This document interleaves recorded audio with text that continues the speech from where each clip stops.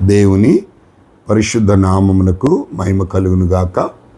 మరలా ఈ ఉదయకాలమున దేవుని యొక్క సాన్నిధ్యములోనికి మనం రావడానికి ప్రభు కృప చూపెట్టారు. అందును బట్టి దేవుని నామమునకు మహిమ కలుగునుగాక. ప్రత్యేకంగా మరలా ఈ ఉదయకాలమున దేవుని యొక్క వాగ్దానము ద్వితీయోపదేశకాండము 33:27 ఆయన నీ శత్రువులను వెళ్ళగొట్టును. అవును ప్రియులారా, దేవుడు మనకు శత్రువుల నుండి జయమిచ్చే దేవుడు ప్రియులారా. ఆయన జయశీలి. మరి నిజంగా మోషే మరణానికి ముందు ఇశ్రాయేలును దీవించిన విధానం ప్రియులారా, ఇశ్రాయేలు యొక్క 12 గోత్రముల యొక్క మరి ఆశీర్వాదాల గురించి ఇక్కడ మోషే మాట్లాడుతూ వచ్చాడు. మోషే నిజంగా దేవుని సన్నిధిలో ఆయన చేసిన అద్భుతాలు, మోషే ఇశ్రాయేలు యొక్క ప్రజలను గురించి మాట్లాడుతున్న విషయాలను మనం ఇక్కడ జ్ఞాపకం చేసుకున్నట్లయితే అన్ని విషయాలలో కూడా ఈ 12 గోత్రములు ప్రత్యేకంగా యోసేపుని గురించి అనేకమైన వాగ్దానాలు మరి మోషే యోసేపు పట్ల చేసినట్లుగా మనం చూస్తూ ఉన్నాం. ఈ 12 గోత్రాలు 12 లెక్క చొప్పున నిజంగా నడిపించిన విధానం నిజంగా మనం చూస్తూ ఉన్నాం. అవును ప్రియులారా, దేవుని కృప, దేవుడు చెప్పినట్లుగా జీవిస్తే ఆయన యొక్క ఆశీర్వాదాలు చాలా అద్భుతంగా ఉన్నట్లుగా మనం చూస్తూ ఉన్నాం. ముఖ్యంగా మరి ఆ యొక్క యోసేపుని గురించి దేవుని యొక్క మాటలు, మరి మోజెస్ అనగా మోషే మాటలు ఎలాంటి దీవెనలు మరి యోసేపు మీద కుమ్మరించబడ్డాయో మనం చూస్తూ వస్తున్నాం. ఒక్కొక్క గోత్రాన్ని ఒక్కొక్క రీతిలో మరి దీవించబడేట్లుగా మనం చూస్తూ ఉన్నాం. అవును ప్రియులారా, ఆ 12 ఇశ్రాయేలు గోత్రములో ఈనాడు మనం కూడా ఉన్నాం ప్రియులారా. మనం కూడా దేవుని చేత దీవించబడాలి, దేవుని చేత ఆశీర్వదించబడాలి, దేవుని చిత్తమును నిరంతరం జరిగించడానికి ఇష్టపడాలి. అందుకే ఆయన అంటాడు, ద్వితీయోపదేశకాండం 28వ అధ్యాయంలో ఆయన మాట్లాడతారు.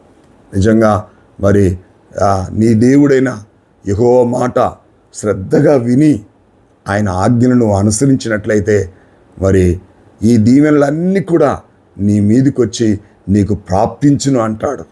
నీ పట్టణములో దీవించబడతావు, నీ పొలము దీవించబడుద్ది, నీ దుక్కిటెద్దులు దీవించబడుద్ది, నీ కుమార్తెలు దీవించబడతారు.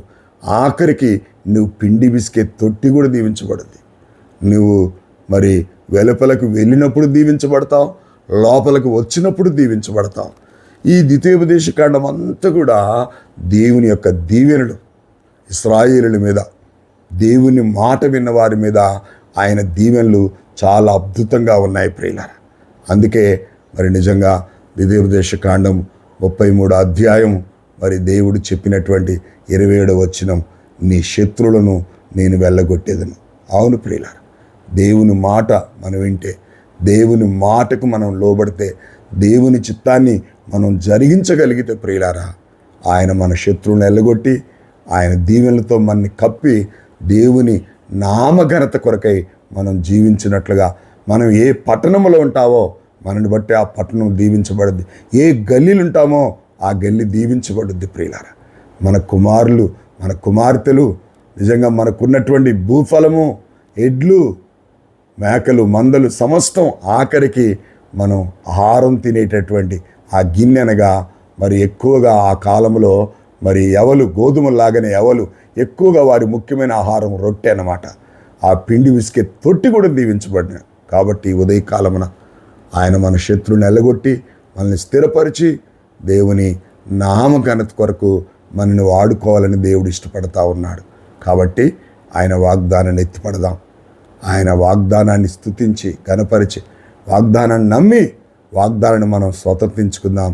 అట్టి కృప దేవుడు మనకు అనుగ్రహించునుగాక. ప్రార్థన చేసుకుందాం. సకల ఆశీర్వాదం కారణభూతుడు అయిన మా తండ్రి, కృపగలిగిన మా యేసయ్య, జీవగల మా తండ్రి, జీవాధిపతి, సైన్యములకు అధిపతి యెహోవా, నీ కృతజ్ఞతాస్తులు చెల్లిస్తున్నా. అవును ప్రభా, నీ శత్రువులను వెళ్ళగొట్టేదును అని మాట్లాడావు ప్రభా. నాయనా, ద్వితీయోపదేశకాండములో నాయన మోసే నాయన మరణానికి ముందు నాయన మీరు 12 గోత్రములు వారిని దీవించిన విధానం ప్రభా, వారిని ఆశీర్వదించిన విధానం బట్టి మీకు స్తోత్రాలు. నేటి దినాన ఆ దీవెనలు మావి కూడా ఒప్పుకుంటున్నా. మమ్మల్ని కూడా దీవిస్తూ వస్తున్నారు ప్రభా. నిత్యము నీ కృప కొరకు మేము జీవించి నీ సన్నిధిలో ఆశీర్వదించబడినట్లుగా మా పిల్లలకు నీ దీవెన అనుగ్రహించి ముందుకు నడిపిస్తూ రమ్మని యేసుక్రీస్తు నామంలో అడిగి వేడుకొంచున్నాను తండ్రి. ఆమేన్. దేవుని పరిశుద్ధ నామానికి మహిమ కలుగును గాక. ఈ ఉదయకాలం వాగ్దానాన్ని ఎత్తిపట్టి మీరు ఈ వాగ్దాన్ని స్వతంత్రించుకొని ఇతరులకు షేర్ చేసి మీరు ఇతరులు దీవించబడాలని యేసునామమున కోరుతున్నాను. God bless you all.